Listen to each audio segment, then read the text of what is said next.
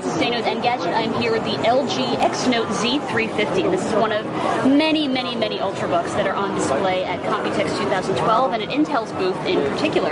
And this is something we've written about before, but we've never quite seen it in person. I just wanted to give you a quick walkthrough of the design here. What you have here is a notebook that looks like it's made of metal from far away, but actually it's completely made of plastic. And you can see here that it was sort of done up to look like brushed metal, but it's really just brushed plastic. And if you close the lid here, you'll see that it has this this plastic lid. It's reflective, it's glossy, but it has sort of this inlaid pattern that also makes it look sort of like spun metal. Probably looks a little bit better from further away than it does from up close. Go inside here, you have a really run-of-the-mill keyboard here. It has sort of the keys have sort of this rough texture that makes it fairly easy to plant your fingers on them. And the pitch is shallow, but again, pretty much every Ultrabook keyboard we've seen has not very much travel.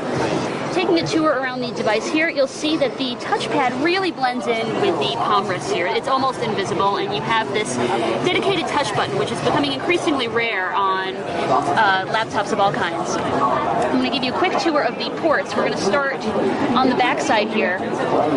This is interesting to me. LG decided to put the SD slot all the way in the back, this might be the first time I've ever seen a laptop maker do that, which could be convenient because I don't know how many times you actually need to access that.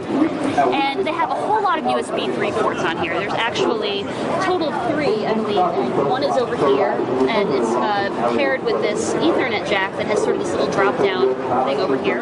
This is obviously where the power plug goes in. Kensington lot slot, and you have the vent over here. Now, if you'll join me to this side over here, you've got more USB 3.0 ports, so this is pretty unusual to have 3. I mean, Intel requires at least 1, and LG's started at 3, and there aren't even any USB 2.0 ports, so that's pretty good.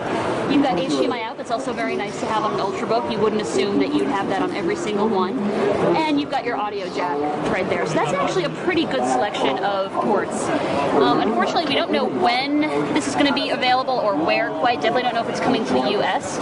We do have some inkling about the specs, not totally, but we do know it'll have Core i5 and i7. You can see this one here has the i7 sticker. But we'll, of course, hit you back if we learn more details, but really this is just about the walkthrough of the design.